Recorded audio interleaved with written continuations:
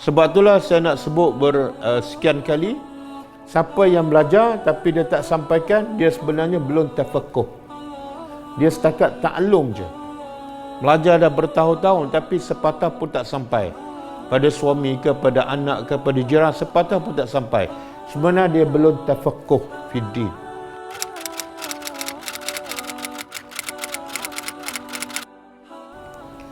Kalau kita perasan, ayat 7 berakhir dengan la yafqahun.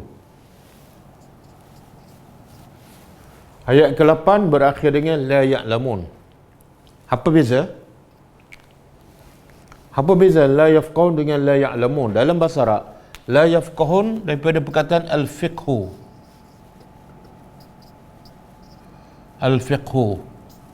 Kalau ya'lamun berasal daripada perkataan al-ilmu. Jadi tengok perkataan asal yafqahun daripada al-fiqh. Dah jadi bahasa Melayu kan fiqh. Subjek fiqh. La ya'lamun berasal daripada ilmu, pun dah jadi bahasa Melayu ilmu. Jadi perbezaannya apa? Perbezaan kalau la yafqahun maknanya dia faham secara mendalam, faham secara detail. Ini la yafqahun. Adapun la ya'lamun faham secara umum. Sebab itulah Allah sifatkan orang munafik ini, dia tidak faham secara umum pun tak, secara detail pun tak. Dan juga Allah sifatkan orang beriman dalam surah At-Taubah ayat 122. Surah At-Taubah ayat 122. Falaula, surah At-Taubah ayat 122. Okey, cuba kita tadabbur ayat ini. Allah kata, ini berkenaan dengan sebab turun ayat ni ialah bila Nabi isytiharkan perang jihad, sahabat ni faham agama. Bila faham agama, mereka nak berlomba untuk dapat kelebihan mati syahid. Jadi mereka tak nampak kematian, tapi mereka nampak kelebihan mati syahid. Jadi bila nampak kelebihan mati syahid, kematian tu bukan satu benda yang besar. Sebab selepas mati akan dapat hadiah yang sangat lumayan. Jadi bila Nabi isytihar perang, semua sahabat nak pergi berjihad. Maka turun ayat melarang mereka, jangan pergi semua berjihad. Allah kata apa? Falaula, kenapa tidak ada nafar? Kenapa tidak ada satu kullu firqah? Setiap kumpulan tu ada satu golongan.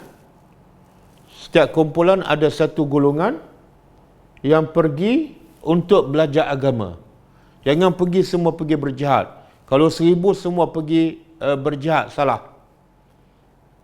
Al-Quran kata ada daripada 1000 tu kena ada sekelompok yang pergi buat apa? Pergi belajar agama. Tapi Allah tak guna perkataan liya'lamun ataupun liyata'allamu.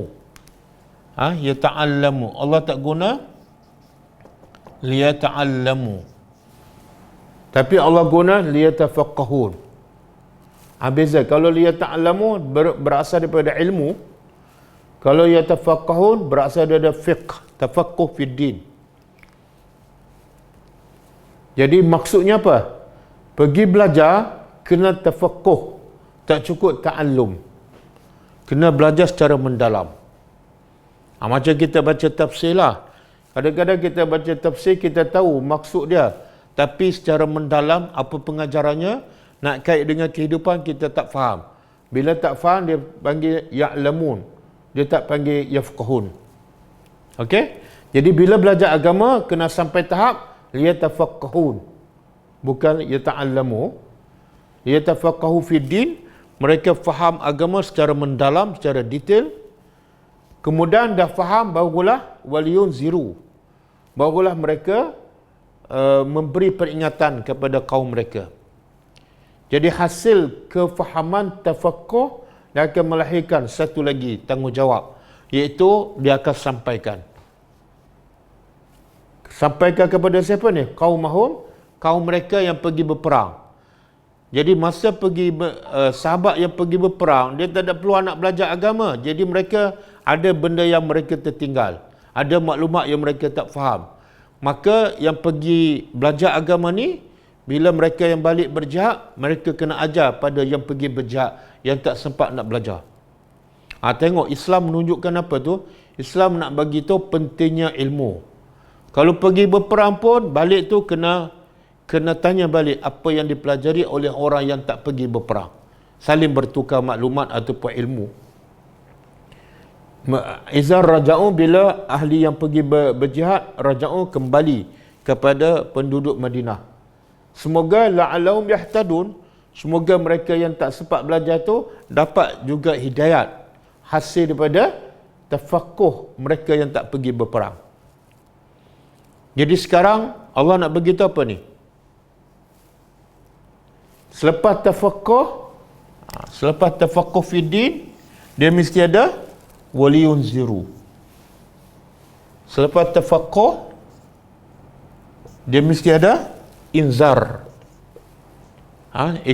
Jadi dalam ayat ni jelas apa tujuan pergi belajar? Jelas pergi belajar supaya tafaqquh, dan lepas tafaqquh supaya apa?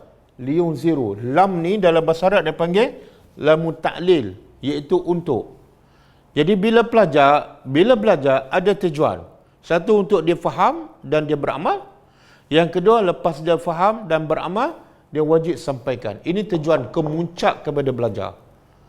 Sebab itulah saya nak sebut sekian kali, siapa yang belajar tapi dia tak sampaikan, dia sebenarnya belum tafaqquh. Dia setakat taklum je. Belajar dah bertahun-tahun tapi sepatah pun tak sampai. Pada suami ke, pada anak ke, pada jiran, sepatah pun tak sampai. Sebenarnya dia belum tafaqquh fiddin. Dia taklum sahaja.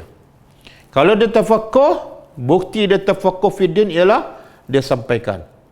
Dalilnya ayat ni. Bila tafaqquh yunziru. Boleh?